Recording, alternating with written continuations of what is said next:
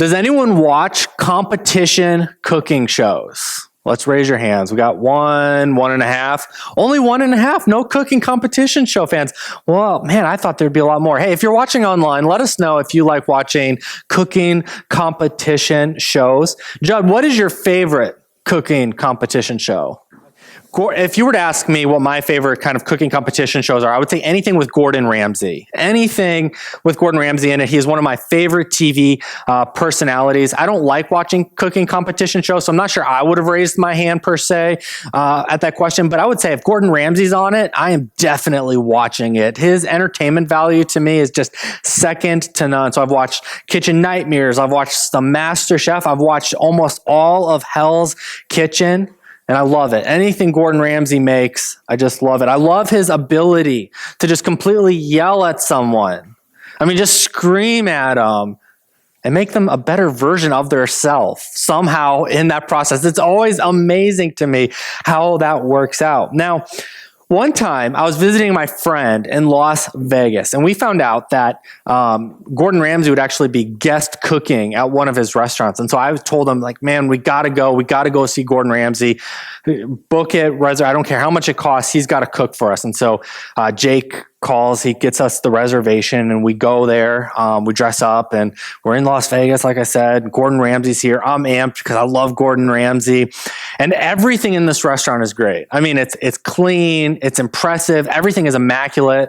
The service is super friendly. It's everything you would expect. The menus are awesome. And the server asked what I was going to have. And of course, if you're a Gordon Ramsay fan, you know that his signature dish is the beef Wellington. So I was going to get the beef Wellington made by Gordon Ramsay. And I ordered it. And I'm just so psyched. And the server brings it out to me and puts it down. And it smells great. It looks great. I put it on Instagram because that's just what you do nowadays. You take pictures of your food so everyone can, see it.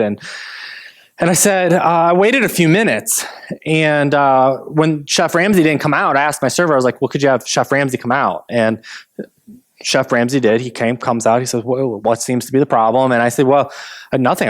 I'm so hungry. I'm just waiting for you to feed me. And he looks at me and says, what? I said, well, I'm hungry. I ordered this food. It's cost me hundreds of dollars. Will you feed me?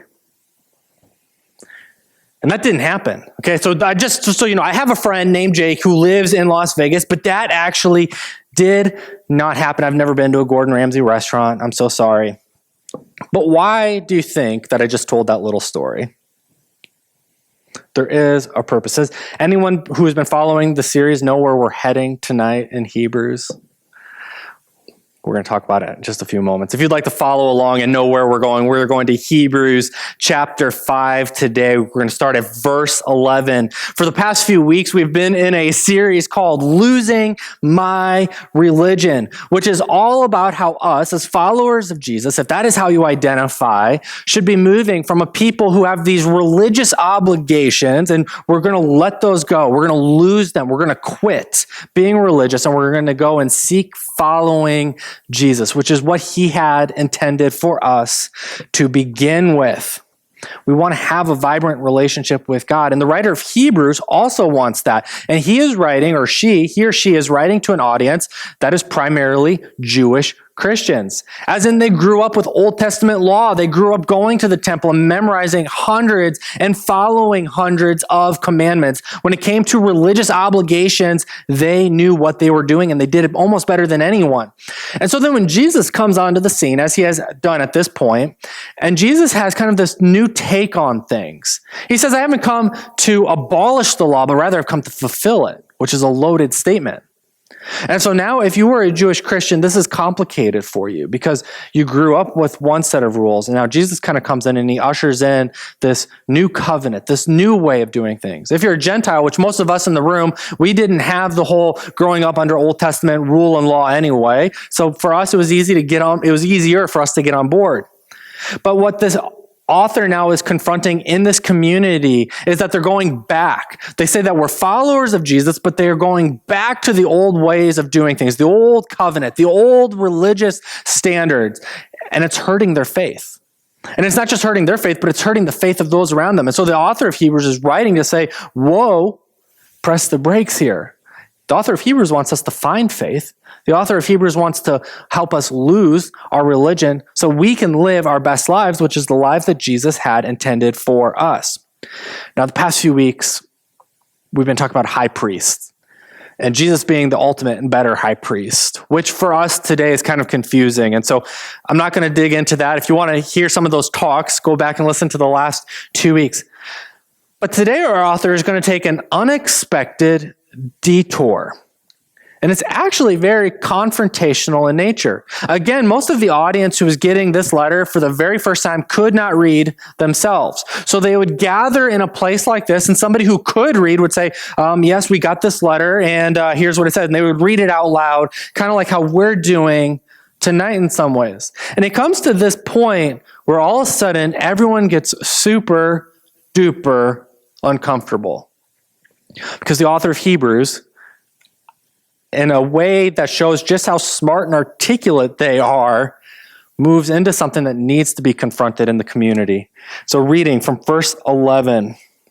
There's so much more we would like to say about this, but it is difficult to explain, especially since you are spiritually dull and don't seem to listen. You have been believers so long now that you ought to be teaching others. Instead, you need someone to teach you, again, the basic things about God's word. You are like babies who need milk. You cannot eat solid food. For someone who lives on milk is still an infant and doesn't know how to do what is right. Solid food is for those who are mature, who, through training, have the skill to recognize the difference between right and wrong. Now, this is not the first time the author of Hebrews has dealt with their spiritual immaturity. If you're following along in your own Bible or on your phone, you might want to make a note that he did this, or they did this, in Hebrews 2, verses 1 through 4, and in 4, verses 1 through 2. So this is the third time he's confronting their spiritual immaturity as an issue, but it is the loudest, it is the most pointed, and it is the most confrontational, and in some ways it's supposed to be shameful. Because he's essentially calling everyone in the room a big freaking baby. He didn't say it'd be great if you'd grow up a little bit. He said, you are babies. Now remember, he says there's so much more we would like to say about this. Talking about the high priesthood, talking about the topics that we've been talking about the last few weeks. The author says, I'd like to talk to you more about this, but I've got to stop here because I'm afraid I've already gone too deep. He's kind of saying, you're kind of stupid here. You're kind of idiotic. I can't go further. Not because I don't want to, not because it wouldn't be good for you for me to go on, but rather I got to stop here. Because I might have reached the level of your understanding. He says you're spiritually dull and you don't seem to listen. When we translate that sentence, we go back to the original language of Greek. When it says that you don't seem to listen, they're talking about not just being dull, but being mentally and intellectually lazy. It's not that they couldn't hear. It's not that there wasn't a plethora of information. That's not what the author is saying. He's saying you have all of the basic teachings all around you, but you're lazy. So again, we come back to the pointedness, the confrontationalness of it. He goes on, he says, you have been believers for so long now that you ought to be teaching someone. He's not picking on you. If you're watching or listening online, it's your first time, 10th time, with this is all, Christian faith is all new to you. He's not talking to you. You're off the hook today, so you can, all right, this is great. But he is talking to those of us who you either grew up in the church, you grew up around the church, you have had a relationship, a long-lasting relationship with him. That's who he's talking about. He's talking about people who have had faith. This isn't new to you, is what he's saying. He's saying, you have been at this for so long now that you shouldn't be sitting there. You should be standing here. That's a profound thing to let sit in. That you should not just be sitting there, that you should be teaching. But that's not that's happening. So instead, you need someone to teach you, again, the basic things about God's word. We got to go back. We got to go back to the beginning, back to step one, back to the very first time you ever walked into a church or walked into the small group or the first time you ever heard about Jesus. And the first question, those are the things that we got to keep coming back to over and over again. And the author is exasperated because you should be teaching this stuff. There are things I want to tell you about that would enrich your lives and make it so much better, but I can't because you won't. And he goes into an analogy, an illustration that every one of us can understand today. They say that you are like babies. You need milk. You cannot eat solid food. For someone who lives on milk is still an infant. This illustration, it rings true today. If you've been around a baby, you know that this is true, that they can only have the puree version of carrots. We cannot give a baby who doesn't have teeth the ability to chew and to swallow food carrots, even baby carrots. It's a little misleading and confusing. Don't give babies baby carrots. But you can give them the puree at a certain point, at a certain age, and they can eat that. And what else can you do? As you get older, you don't just have to have carrots that are baby carrots that are cold and in the bag and you open it up. You can actually do a lot of things with carrots. You can cook them up, add them to a great dish. You can make a great dish out of carrots. And it's like you go from this thing of being very spiritually immature. You're a baby. You're just used to puree carrots because that's all you can handle. And for a lot of us, we think that that's all that there is. There's just puree carrots. That's all we've ever known. And the author of Hebrews is saying, no. There's another level. There's another step. You can have these baby carrots because you have teeth and you're old enough. You should be eating these. And as a matter of fact, you're old enough that you could actually be cooking recipes with these carrots. And we're going to blow your mind of all the things you can do with these carrots. He says, but you're not there. Spiritually, you are not there. And what is the big distinction? Well, he says people who are spiritually infants, they don't know what to do, or they don't know what to do what is right. And that those who are spiritually mature have the recognition, the skill to differentiate between what is right and what is wrong. So he's calling them out. He says, your understanding is so basic, and we keep going over the same fundamentals again and again, and yet we keep going over the fundamentals, and yet you still don't know the difference between right or wrong. No, he's not just here. The author isn't just here to yell at them, to shame them, to guilt them. That wouldn't work for you guys. It wouldn't work for an audience 2,000 years ago. And so they transition, going to chapter 6, verse 1. So let us stop going over the basic teachings about Christ again and again. Let us go on instead and become mature in our understanding. Surely we don't need to start again with the fundamental importance of repenting from our evil deeds and placing our faith in God. You don't need further instruction about baptisms, the laying on of hands, the resurrection of the dead, and eternal judgment.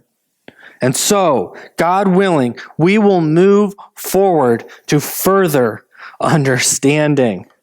This is great. He's not just yelling at them. But the author says, I believe in you. I believe that there's a point where we can move on and we can do bigger and better things and we can go further and faster together if we can stop going over this. And essentially, the author's saying you already know this. The author isn't teaching it. The author doesn't proceed. You can read ahead. The author doesn't proceed to go ahead and in-depthly explain all of the things that he just mentioned about baptism and laying on of hands because they already knew it. The author's reminding them that they know it. And that when they act like they don't know it, they're acting like babies. But he calls them to something bigger. And he says, and so, God willing, we can move forward. And the challenge for us today is that we must become spiritually mature. That we must grow up spiritually. And again, this isn't aimed at people who are maybe exploring faith, kicking faith around, asking questions, who are new to faith. This isn't aimed at you. But the goal would be that from day one, you grow a little bit more than you were yesterday into day 2. And that next week, you're a little bit more mature than you were last week.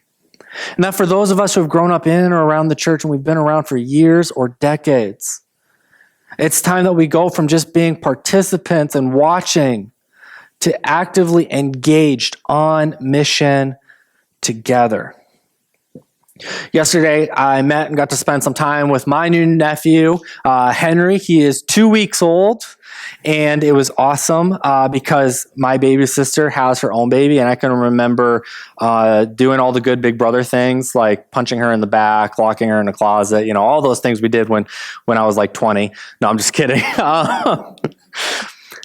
But what was most fun about yesterday was that she had a cup. She was like, "Oh, he's been crying all day, Stephen, and we're sorry about that." And I was like, "Oh, okay, let me see him." And so I wrap him up and I put the pacifier in his mouth, and within 5 minutes he was asleep. And she's just like, "How did you do this? Like, what were you doing?" And I was like, "Oh, you put the pacifier in his mouth, you just kind of tap on it because like it distracts their brains a little bit. And if something's really wrong, it's not going to distract him. But if he's just fighting, being tired, just tap that and his brain, it's got to focus on that." And she's like, "Why did you wrap him up so tightly?" I was like, "Oh, you mean the burrito?" I was like, "They love it. Babies love being tight. It's like being back in the womb again, And she was like, "I didn't know that." And then that baby, Henry, proceeded to sleep for 4 hours the entire time I was there. He didn't sleep all day. And I'm just like, champion dad. I'm ready for number 3 coming this December in my house. Like, we're ready for this. But it was just such a tangible reminder as I knew this is what we were talking about today. And I'm holding Henry and I'm thinking, man, Henry is so helpless.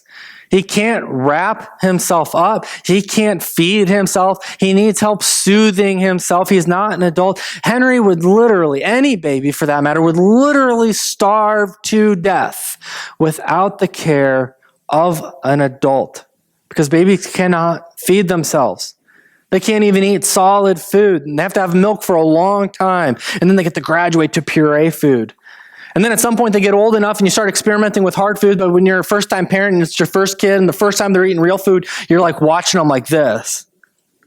You're like chew, swallow, and if they pause, you're like 911. You're like you're ready because you don't want them to choke to death. And that's where we're at, kind of. Sometimes as believers, we need to graduate from being babies who need someone to watch us how to chew and swallow our spiritual food to people who can go out and order it, to people who can go out and prepare it, and not just make a spiritual dinner for ourselves, but to make a dinner for our family, a spiritual dinner for our families, to make it for our friends, for our family, for our community members, to experiment. And doesn't that sound more exciting anyway? Doesn't that sound way better than just constantly kicking back the basics and having conversations about laying on of hands and baptisms and having the same conversation over and over again? Doesn't it sound exciting to move forward? Now, that doesn't mean that you get to the point where it's like, well, I don't need church. I've outgrown church. Right? I've outgrown Christian community. That's not at all what I'm saying.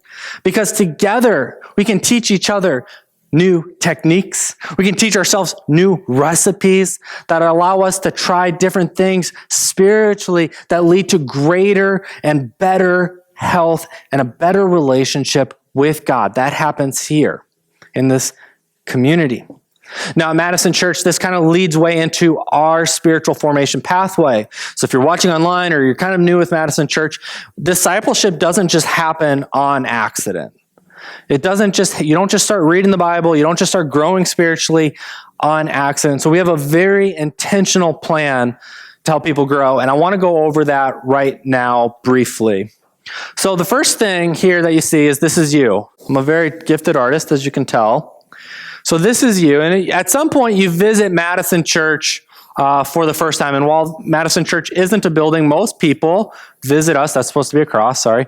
Most people visit us in a building first. So you visit and you're a guest. And our kind of goal at that time is let's just get to know each other. Let's see if the values line up. Let's see if there's a missional match. Let's see if we can agree on strategy. And so it's kind of like spiritual flirting a little bit. Like, is this community right for you? Are we right for you? Are you right for us? And a couple of the things that we do then is that we have a newcomers lunch, which I talked about. So we do newcomers, and that's just hanging out. Let's just hang out. Let's just talk. Let's see how this is. Let's see if there is chemistry. But we also have an alpha course, which is going on right now. And these would be kind of some of what we would consider at our church the very first steps. And what the Alpha course is we're just trying to talk and listen, have good conversation to understand other people's perspectives on these issues so that we can understand other people better and pray with them. But this is where we begin, certainly not anywhere close to the end. And so we're like, okay, well, we've attended both of these things. Now we're going to go down here. And we want to help people grow spiritually. That is a big deal to us. We want to help you connect with God. Well, what does that mean? When we talk about growing spiritually at our church, we're talking about reading your Bible every day. We're talking about praying regularly, as in multiple times a day. We're talking about being baptized. I think about Briana, who's running our slides tonight. She came to our church for the first time, 5 years ago now. And she came through a small group. So actually, I think you didn't come through the church building like a lot of people do. You came through a small group, which is awesome. And one of the things that Briana did almost immediately was that she got baptized. And that was exciting for us. We took pictures of it. We celebrated. We were excited. And then it was a year later, we baptized your mom. Yeah, it was your mom. And so we baptized Briana's mom. And it was awesome to see somebody who was growing spiritually, somebody who, like Briana, who had come through here, went to the newcomers. We weren't offering Alpha at the time, growing spiritually. Herself gets baptized. She brings her mom, says, Ma, you got to get baptized. But I also see Briana's posts all the time on the Bible app where she's reading the Bible nearly every single day. And then she was a part of our prayer course, which we offer once a year here. It's a course that we talk about prayer and different ways to pray and how to pray more effectively and how to have a healthy prayer life. And since then, I've talked to Briana and she says, she listens to this worship music and has 10 or 15 minutes most days where she's just praying and recentering. And so I think when there's an example of somebody who's growing spiritually really well, I think that's not to exclude anybody else here to say that you don't, but it's to point out that I know Briana is reading the Bible every day or almost every day. I know she's praying. I know that she's been baptized and she is growing spiritually. And the reason that growing spiritually is so important is because in John 10:10, we read that the thief's purpose, this is Jesus speaking, the thief's purpose is to steal and kill and destroy. And my purpose is to give them a rich and satisfying life. And so we want to grow spiritually because there is a rich and satisfying, a full life out there that we can have. And so we're going to begin by growing spiritually. That's how we connect with God. That is not where we stop, though. The Christian faith, following Jesus, is not just about reading the Bible, praying, and being baptized, put a bow on it and ship it, you're good to go. It is also about gathering together. It is about relationships with other believers. And at our church, what does that mean? It means being a part of a small group community, or our courses, as we've retitled them. And so you're an active participant in those. You're building community in those courses by studying together. We tell people you got to eat together. We're probably the only church that has it on their website that part of our strategy is eating together. And we eat together a lot. Tonight we're having ice cream. Next week we're having dinner here. We eat together a lot because we believe that a key component of gathering together is eating together. And we believe in healthy biblical conflict resolution. Again, that's probably not something you're going to see on any other church website, or very few of us will have that. We believe in biblical conflict resolution as a key component. Why? Because when you're in Christian community, like we are, when you are in a spiritual family, like we are, you're going to have conflict. That's just the way it is. People fight. There's personality differences. And sometimes we're very passionate about it. And that's okay to be passionate. I consider myself a pretty passionate person. And so when a couple passionate people passionately disagree, there's going to be passionate differences. But we have healthy conflict resolution. Jesus took this so seriously. He said that if you are presenting a sacrifice at the altar in the temple and suddenly remember that someone has something against you, leave your sacrifice there at the altar, go and be reconciled to that person, and then come offer your sacrifice to God. Modern day translation. What is Jesus talking about? If you are at the temple or church and you are offering a sacrifice, you're tithing, and suddenly you remember while you're at church getting ready to give that you have a conflict, an outstanding, Jesus is saying, don't finish, write that check. Don't finish. Go make it right with that person and then come back. That's how big of a deal Jesus thinks conflict resolution is. He says, hold everything. Think about the most spiritual thing you can do. And Jesus, in his example, is like, okay, the most spiritual thing, for example, you're at church and you're getting ready to give. Don't even do that if there's outstanding conflict in your life. So you're growing spiritually. We're reading the Bible, praying. We've been baptized. We're gathering together. We're going out of our way to invite people into our lives. So we eat together, but we're also involved in courses together. Fights do come up. That's okay. That means you're actually thinking. It's not a fake relationship if you have fights. Well, we also want to give back. Because again, the Christian, our relationship and following Jesus, it isn't just about me connecting with God and me connecting with you. Okay? Jesus didn't just come to earth so that we could connect with him and that we could have just a little kumbaya, us four, no more in here. But Jesus died for everyone, including the people who would turn away from him and ultimately reject him. And he knew that, and yet he did it anyway. And so we take his mission seriously and we give back. And we say at our church, giving back includes volunteering, financially contributing, and using your influence to further the kingdom of God here in Madison. And when I think of a couple, again, it's not to throw shade at anyone else at our church, but when I think of a couple who does this really great, I think of Judd and Alyssa Ochogi. Alyssa is my executive assistant, but she also works in kids. Judd greets. Judd volunteers as a trustee. They financially contribute. Anytime there's a special fundraiser, they contribute to that. Every Sunday, Alyssa is sharing something. Judd, you got to step up your game a little bit on that, okay? I had to use the opportunity to poke fun at them. But I think of the Ochogis and I think, man, this is a family that understands the importance of giving back. Jesus considers giving back also essential to following him. When talking to the Pharisees, he says, "What sorrow awaits you, teachers of religious law, and you Pharisee, hypocrites! For you are careful to tithe even the tiniest income from your herb gardens, but you ignore the most important aspects of the law, justice, mercy, and faith.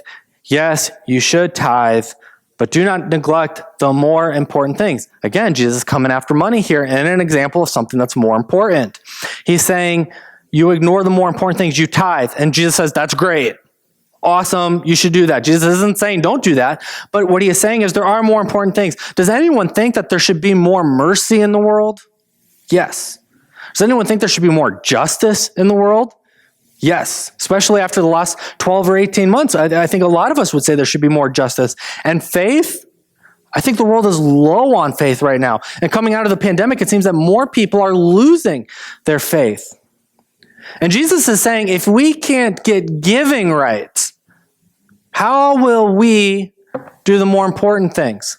Because the Pharisees, the religious leaders, were giving. And their rebuke was that they were ignoring more important things.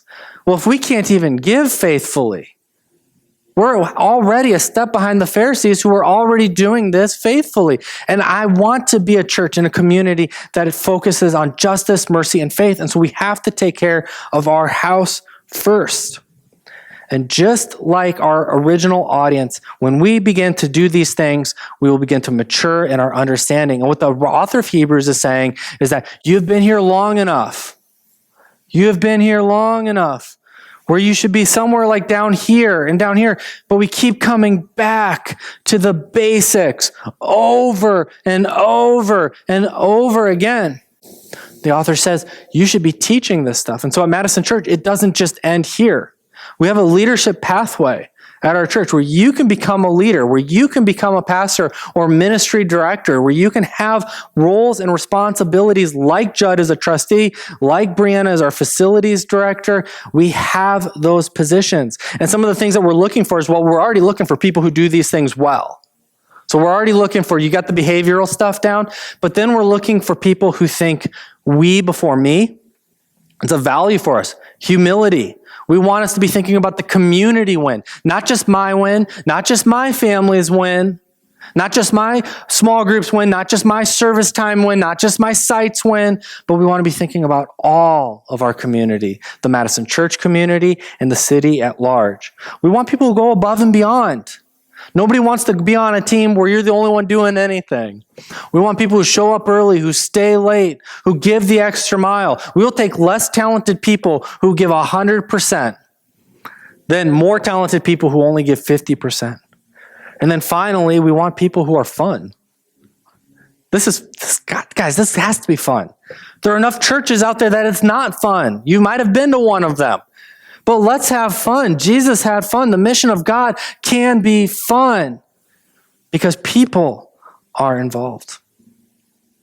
And so here's the challenge. Okay, the application is to figure out where am I at and where can I grow. But I've had a couple conversations this week, and this is great, where people say, I'm feeling spiritually stagnant, Stephen. And I love that conversation. I'll tell you why I love that conversation. Because on the one hand, there are other people who get spiritually stagnant and they just leave and they never tell us. They're just gone one day. Okay, bye. And then there are other people who get mad and they're like, well, you're not feeding me. And I'm just so spiritually mature and I'm not being fed. And then I'm like, well, you can't be too spiritually mature because you've obviously never read Hebrews 6. Okay. But I appreciate when people say, I feel stuck spiritually. And then what we do is we take an inventory. I've done this twice this week. I say, okay, growing spiritually. You've been baptized, so that's a green light. You read the Bible every day? Is that a green light? Like, yes, every day without fail? Yellow light? Yes and no? Or is that a red light? Like, in the last 7 days, I've cracked it open once. And I'll say, okay, yellow light, red light. And I'll say, okay, praying regularly. How many times did you pray yesterday? Well, I prayed one time this week because I was going through a really stressful situation. Okay, so that's probably a red light then. And what we're able to do then is we're able to identify that this is the weak link then. That, look, we need to start working here to get that boosted up. Now, that might not be for you. As we start looking at this, we say, well, what's your small group participation like? Well, I'll never be a part of a small group. Okay, well, that's going to hurt your spiritual development. Well, what about conflict? I just don't like to deal with it. Okay, you and 95% of the world. Nobody likes to deal with conflict, but yet Jesus calls us to it. And so we have to learn to deal with conflict. Well, giving back. Well, do you volunteer? Well, no, I'm too busy. Okay, well, do you give? And I'm too broke. Do you use your influence? I have none. Okay, well, then that's the area where we can begin to grow. It's a spiritual checklist that you can use every single day. And the thing is, okay, I have never, in this 7 years of being here at Madison Church, I've never talked to somebody who gave me all green lights for these and was like, I'm not growing spiritually. The answer is right in front of us. And 90% of it's just showing up. It's just reading the Bible. It's just praying. It's just going to your small group. It's just volunteering. It's just showing up. Sure, there's some part of it that's complicated. Conflict's never going to be fun. Nobody likes that. Giving is going to be difficult because we live in a society which is the opposite of giving. But I've never had somebody who's been all green lights and said, I'm just not growing. And so I want to challenge you today as you consider this, and if you're a part of our community, where are you strong? Where could you stand to grow? Because to follow Jesus and to live the life that he intends us to live means that we have to get rid of the religious obligations and to begin to focus on the things that really matter. Hearing his voice, praying to him, gathering with other believers, and contributing to the world at large. So as we sit here today and we let these words of Hebrews sink in, are we going to be the people who were being rebuked because we've been around so long that we should know better, but we're like babies? Or are we going to be like the people in the latter part of this, where, you know what, God willing, we will move further because we have the answer in front of us? And I hope that you will choose the latter. Let's pray.